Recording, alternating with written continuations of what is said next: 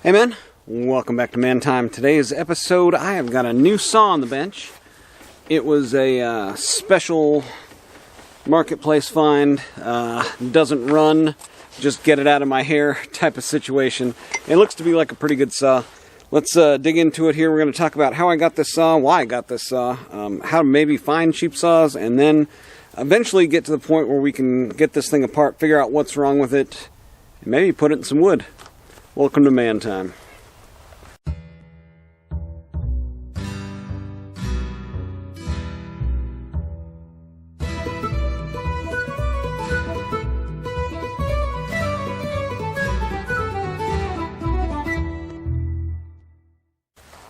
Alright, man. I know some of you out there are probably asking, where does this guy get all these saws? Or where does that guy get all his saws? Man, it'd be nice if I could find a saw on my own. Well, let me tell you how I found this saw. So it was a marketplace find. It was listed as shed clean out, and it had a picture of a blower. But somehow Marketplace found it, and I was smart enough to click on the blower and then go over and see what else was there.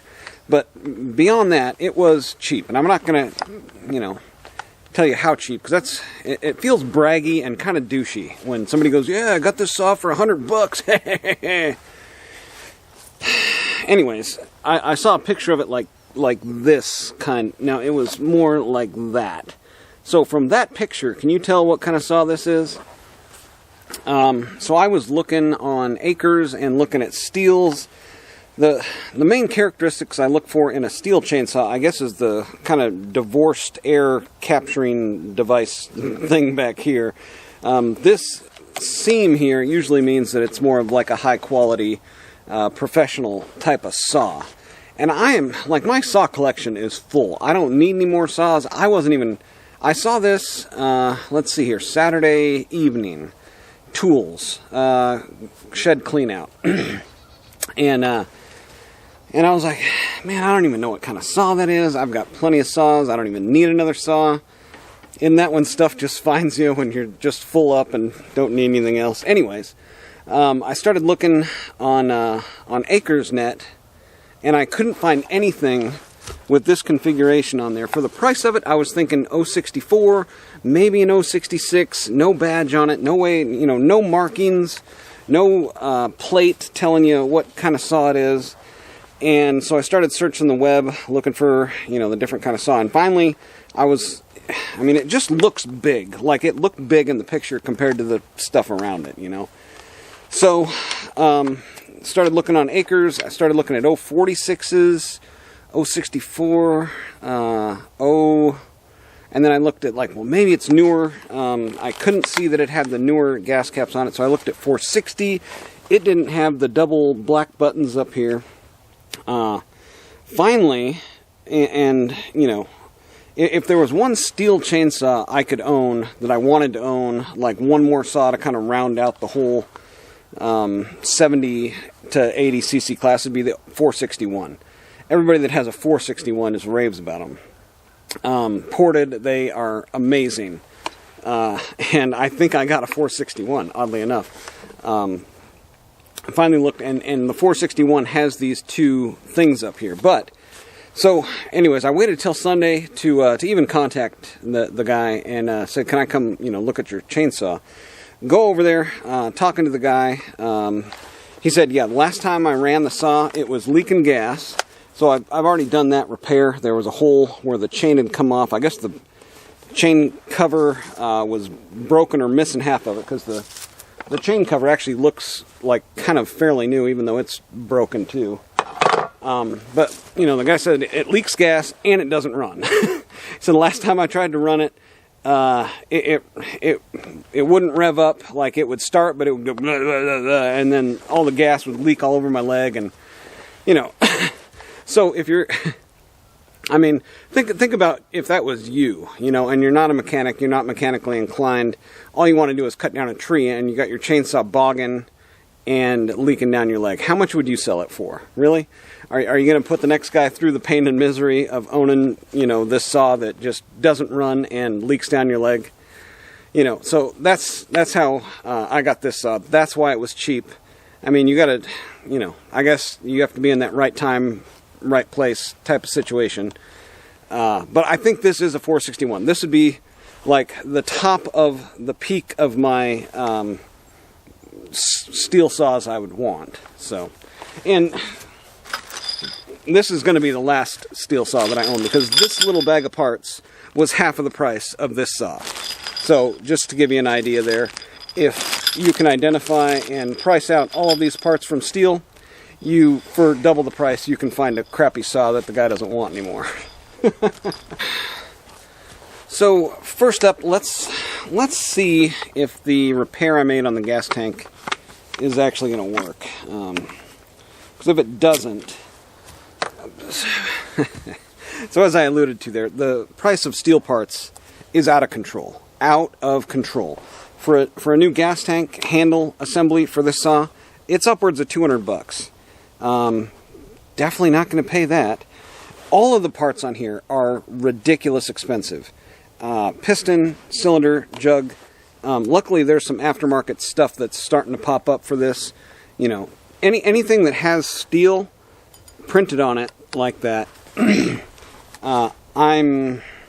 I'd like to have, you know, one really nice all Stihl parts Stihl saw, but it's probably not going to happen. Let's see if this gas tank repair was successful. So you can see in here the JB weld there. It was just super chewed up, and somebody tried to fill it with Bondo.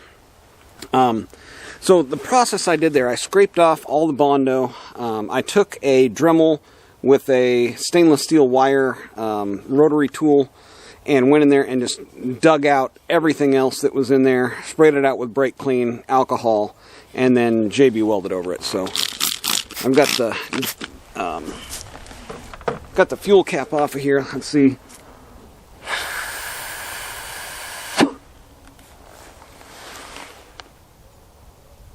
You guys see any bubbles? That felt pretty good. I'm gonna have to check the footage there to see if there's any bubbles, to see if we can get this saw to run today. But all right, let's go through. Let's get on the bench. We'll look at all the parts I got to see if we can figure out and get this thing running. From AcresNet's site, it says this saw was introduced in I think 2019, maybe 2020. This does not look like a 2-year-old, 3-year-old saw, or even a 4-year-old saw, unless it was in some sort of heavy service type of use and or was blown up. But I've been burned before on cheap saws where, you know, the guy's just fed up with it, doesn't want to mess with it. At least this guy said it doesn't run, you know. So first thing I did, I took this plate off the front of the muffler and looked in there and looked at the piston at the guy's house, like on the truck bed. The piston looks good. The rings are free. There's no like massive scoring, like burned up cylinder and burned up piston, none of that stuff. But we're still going to look at that again in this video. I'm going to go through all the steps you're going to need to go through to turn your doesn't run junk cheap marketplace find into, excuse me, Friday afternoon cold snacks are coming on. We're going to go through all the steps that it takes to get your junky marketplace cheap doesn't run saw into good running shape. Let's get after it. All right, let's go through all the tools or spare parts or maintenance parts I think you're probably going to need for this process. If you've done what I did and you took off the muffler cap and the piston's good and the rings look good, and eventually we're going to check the ring gap. We may even do that here because I really want to get the jug off to know what I'm working with before I go to fire it up and try to run it. I got an 036 that looked okay and actually ran okay, but it had several things wrong with it. Was not smart to run it as is. So this is the process that I typically would go through. The 036 video, if you'd like to see that one, it's not going to be up there or over there because I don't know how to do that. But these are the parts that I got for this saw, and this is the right way to go about servicing your saw before you actually try to run it and hurt it worse than it's already hurt. So this kit here, I'm assuming now this is a 461, because the 461 is the only saw that I saw that's got the top cover bolted here, and then the decomp here side by side like that, right? So I'm assuming it's a 461. So I got a 461 gasket set. I got a 461 Stihl OEM replacement fuel line. I got some filters. I got a clutch hub set, which has the new E-clip, and even has a new sprocket in there, and the keeper washer. 2 fuel filters, and a chain brake, or chain catcher. So those are all of the parts that I got that I think I'm going to need. And again, the price of all this stuff was half of the cost of this already. And I did get a new scrunch that has the T25, T27, whatever it is, the one tool that the Stihl comes apart with, right? So let's start with fuel. So I think I've got the tank JB welded up here. Hopefully there was no bubbles there. And for JB Weld, I've learned just to use the 24-hour stuff. Stay away from the 5-minute, or they've got a new one now. I think it's like a 4-hour. But the longevity of the slow setting JB Weld beats that every time. Okay, so let's see if we can get down in here. If you can't get down in there, I bale hay. So I have got baling wire for days and days and days. So whenever there's a situation that requires something to be got or mended back together, I just go straight for the baling wire. Now this fuel filter, it looks like it actually kind of needs to come out head first. So you got to kind of be a doctor and get it out head first. So this is the first thing you want to do. And now my scrunch doesn't have a flathead on it. But pry off the fuel filter, and a set of locking type of pliers would be nice right about now. Yeah, she's dead clogged. Just dead clogged. And that's the problem with these type of filters. They've got an inner and an outer filter. The only way you're going to be able to tell if the fuel filter is clogged up is going to be to blow on it like that. You can't just look at it. I mean, even if you rinse it out and blow it out, the likelihood that you're going to be able to nope. So next thing, look down in here. Before we do that, there's little particulate and sawdust just all in the gas tank. So next step is going to be to grab a little bit of mixed gas and half a paper towel, compressed air, blow all that around and clean out all of the debris, hopefully from inside the tank here, before we put that new filter on and just clog it up. Hopefully you guys are liking these type of videos. I'm sure there won't be too many more chainsaw type of videos on the channel. I've got plenty of good running chainsaws at this point. I am just a avid collector now, apparently, where I just need to own a bunch of chainsaws. Hell, I don't know. Anywho, so we've got our gas tank cleaned out. Let me reach down in here and get a new fuel filter in here. There we go. Yeah, nice and clean down there. But at this point, you can almost assure that your and these have a little like ball plastic piece and a little ridge keeper cylinder thing inside of here that's going to hold it in place. But at this point, you can almost assuredly say that your carburetor is going to be completely clogged up with fines in it. Now I did get in here, I did clean out the air filter, blew it out, of course inside out, brake clean inside out, and then blow it out again with air. So this is a Stihl factory OEM type of system here.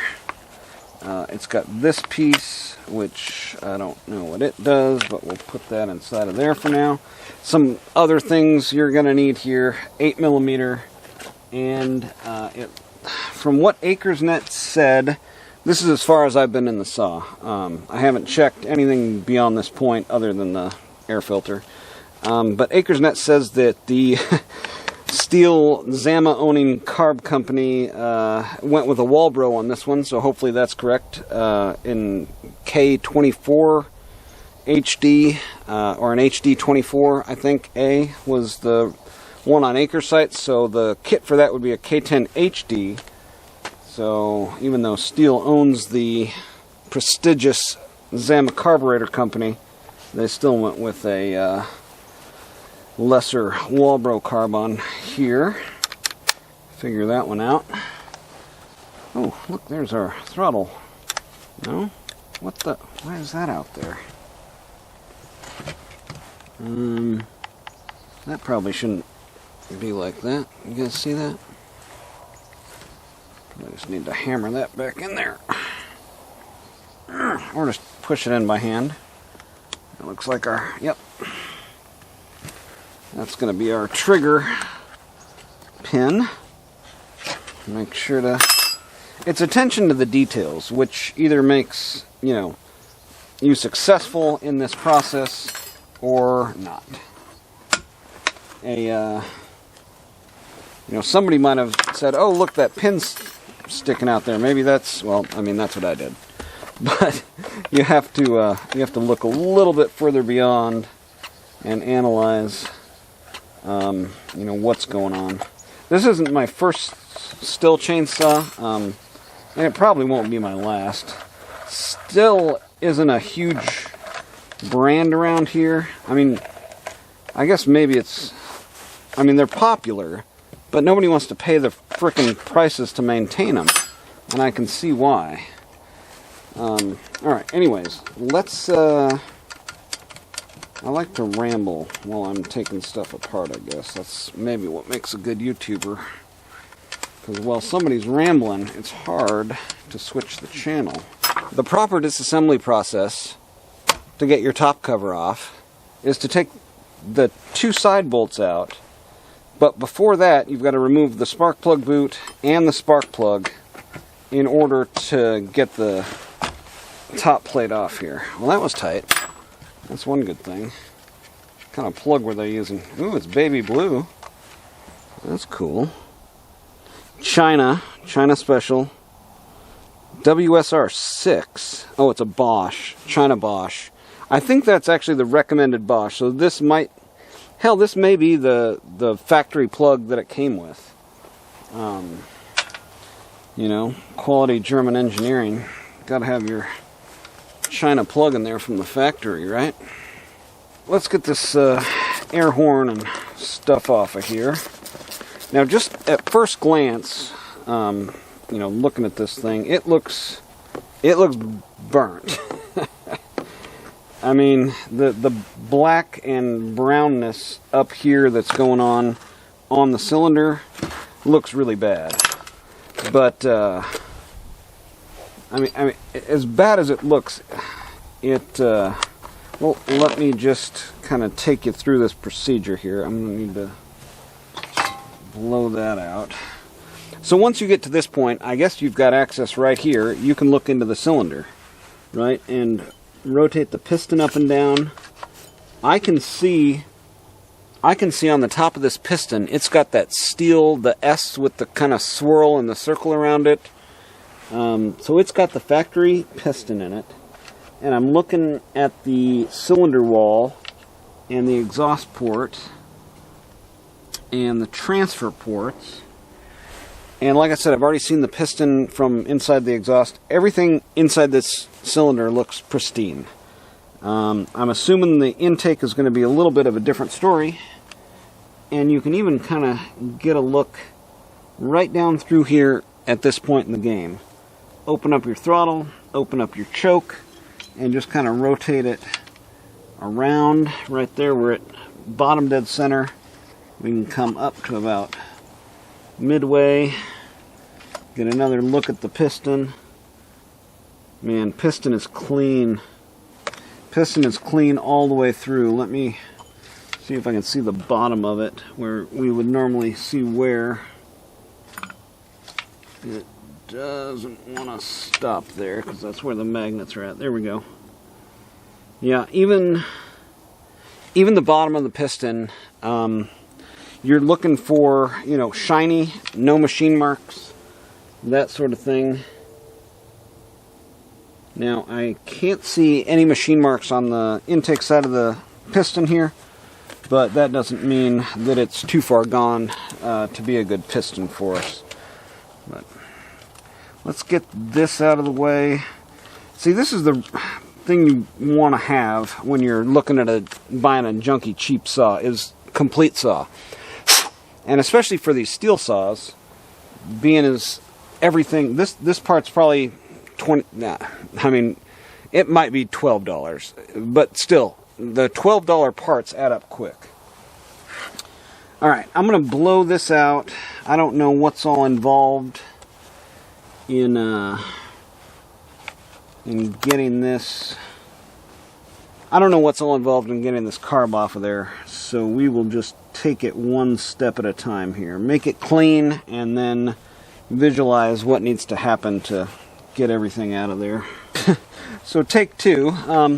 So the throttle linkage is super easy to get out of there, as long as you disconnect it from the little plastic piece on the trigger first.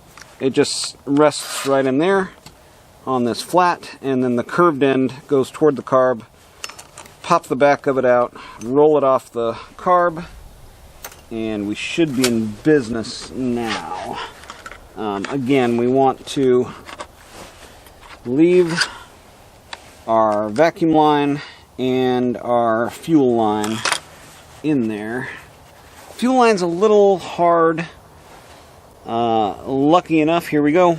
Walbro. Good job, Stihl. Don't use your crappy Zama carbs on your own saws. Well, so far, we are only into this saw for, let's see here, 25 bucks-ish in replacing out the fuel filter and now a carb kit. Hopefully this is the right one. Really great company on eBay. Sends it with a message and the actual breakdown of the carb. So if you're looking for a good kit, this one, like 15 bucks free shipping with the directions in there. I ordered 2 of them like I always do. 2 is 1 and 1 is none. I'm not even going to use this. I don't know how much this was, but probably really expensive, and haven't used any of the gaskets yet. So we're into it pretty cheap at this point. Let's get a look at this filter. I would assume that it would be fully clogged up, but actually I can see through it, and there's not too much sawdust in there, although there is some. The other thing is, this came off really, really easy. Like, to have things separate like that is pretty phenomenal. Like this here, if this was an old saw, like, 10 plus years of usage, I don't know, it might still come off like that. But you're going to want to get all of this leftover gasket material scraped off of here. Alright, as far as these limiter cap things go, if you're going to clean and service the carb, you need to get your jets out so you can spray through there with brake clean, right? And what I just did there was basically take my flathead, put it into the limiter plastic cap deal. There's a little tab that comes off of it, and there's little keepers of the tab inside of this little metal insert piece right here. But what you can do there is just jam your screwdriver in there, lock it in, and then twist it counterclockwise. It'll break the tab off of there. And if it doesn't, if it just starts bending, I would probably suggest just go ahead and throw your carb into the freezer and get that plastic really cold. Man, it breaks that little tab off of there pretty quick in this cold weather. Then you can get your jet out, you can inspect and make sure the O-ring is still okay, and you can blow through and make sure that all your orifices are clear. So once you get your jets out of there, what you're going to want to do is spray down with brake clean, and you're going to be watching inside of the carb here to make sure that gas brake clean is coming out of. You've got one jet. Your main jet is right in here.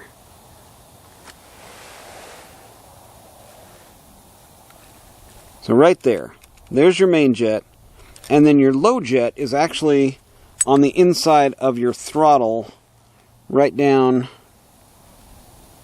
in here. So when you're spraying through those jets that are now off because you've broken the plastic and destroyed your warranty and probably going to destroy the environment, gas is going to come out of those orifices in there and then on this side of the throttle. Man, look at this.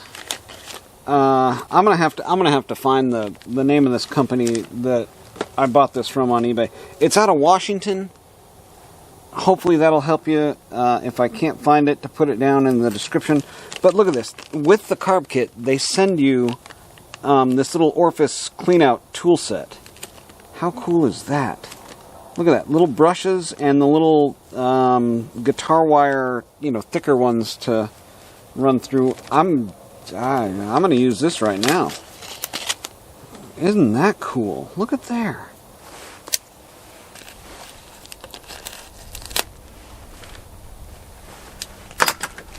Now, typically these will have a replacement screen.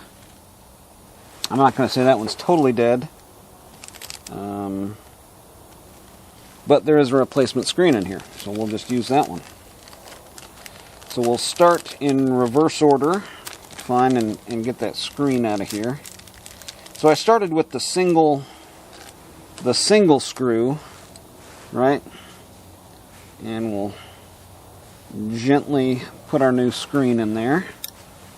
Now these screens, I will always have problems with them. I guess unless you get the genuine Walbro kit, that went in there really smooth, really nice. And then we've got to match up our diaphragm pumping one. And there's only one in the kit, and that looks like it. See, on this one you can see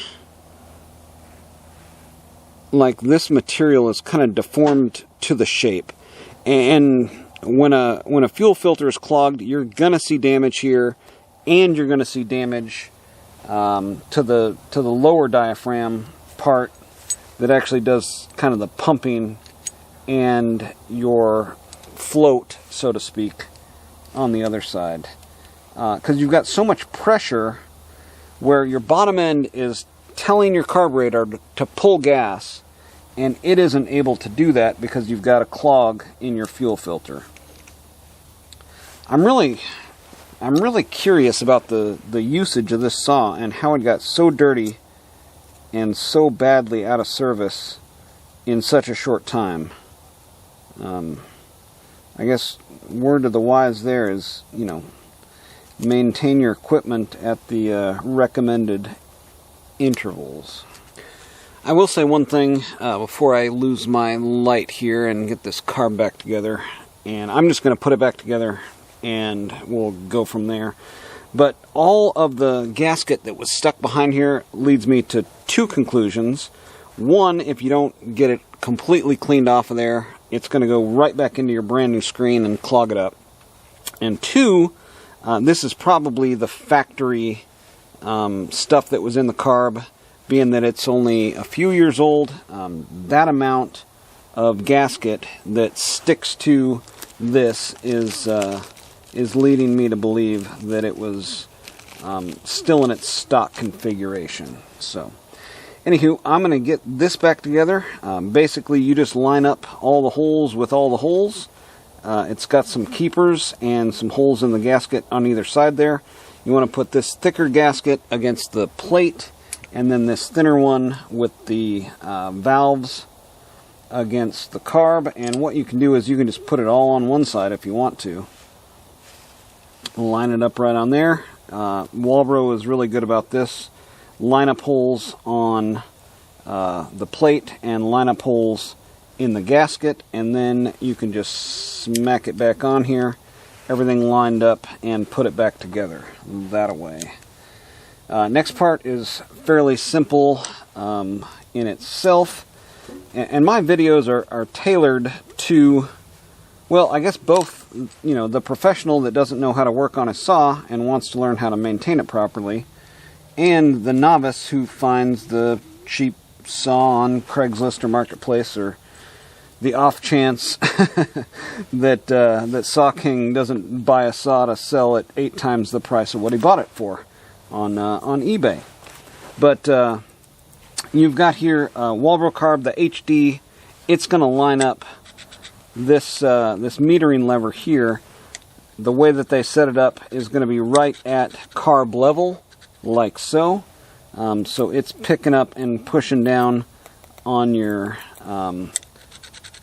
jet thingam. No, not a jet. Golly, I don't even know words today. Anyways, I make videos for everybody that's trying to fix their saw, basically. So if you like this type of stuff, make sure to subscribe and hit a thumbs up if you think I'm doing an okay job. But regardless, we will press on. See, here's the nice thing about Walbro. It's got line-up holes, so I mean, you're lining everything up, and it's, you know, lined up where it's supposed to go. But here you go. This is how this gasket goes on here. It's thicker gasket against this surface, and then the diaphragm above that, and then the keeper plate on that. One more thing before we jump into a new day here. You really want to use all of the parts in the kit. There used to be a time where I was like, oh, I'm going to inspect every part, make sure every part is good, put them, you know, just replace the parts that are bad, stuff like that. I didn't have the tool that shows where your metering lever is supposed to line up, stuff like that. You really want to have all that stuff, or watch some videos to you know, figure it out. But you want to use all the parts in the kit, really, regardless, as just a peace of mind, to make sure you're putting it back together the same way, you know, that it came apart. And attention to detail here is really the key to success. You want to make sure that all of the parts and pieces are going back the same way you took them out, or the same way that you're seeing on a video on how to put it back together. And you're, you know, snugging down the bolts. You're not just leaving it hand tight. And, you know, really taking the time to look at all the mating surfaces, all these little plugs in here, making sure they're completely seated, you know, where they need to be. The new one out of the box isn't going to be set right, so you're going to have to set it, you know, press up on it, make sure that it's going to do what it's supposed to be doing. And again, what you're looking for there is it's picking up on that little lever. I don't even know why I can't think of what this is called right now. The Jameson and Friday nights might be taking effect. But this is picking up, pulling up out of its seat, and then completely seating back down. That's how that's supposed to work. That's what you're looking for. Now we can continue assembly.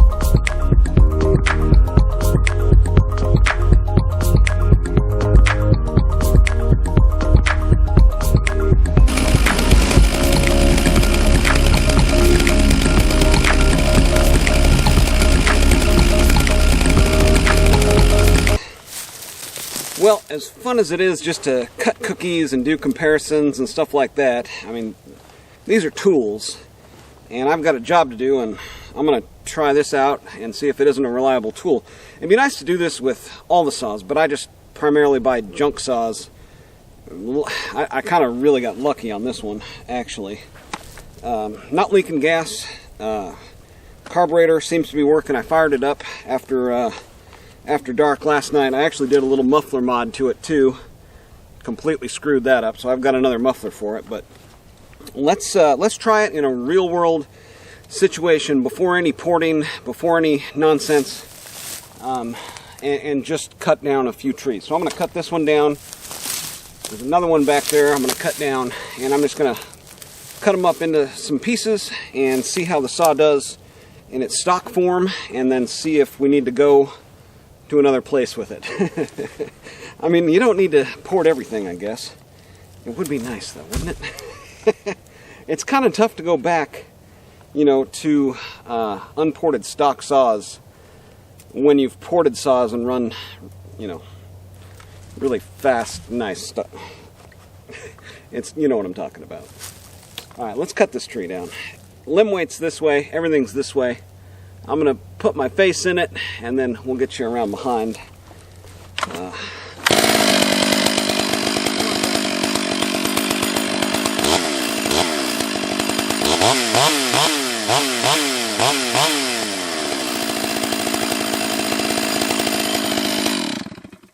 Yeah, I've been doing a little tuning on it.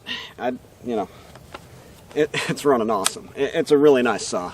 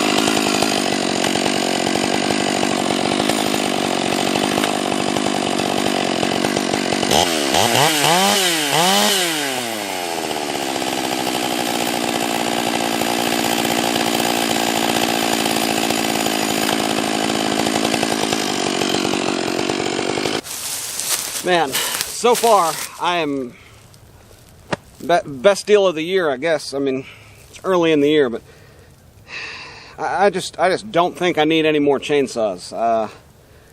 And I may not even port this one. You saw it in the wood there. I mean, it's an animal. Animal.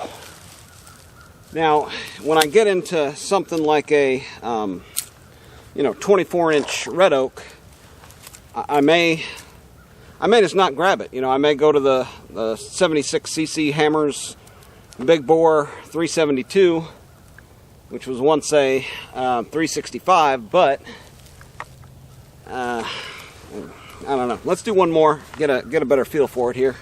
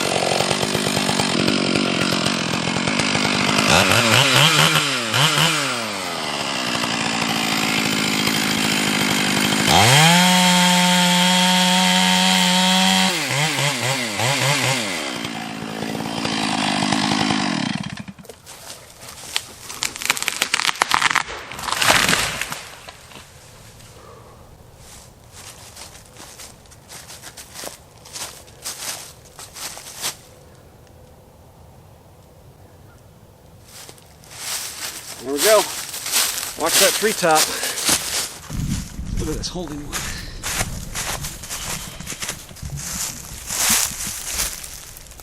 Man, that's textbook.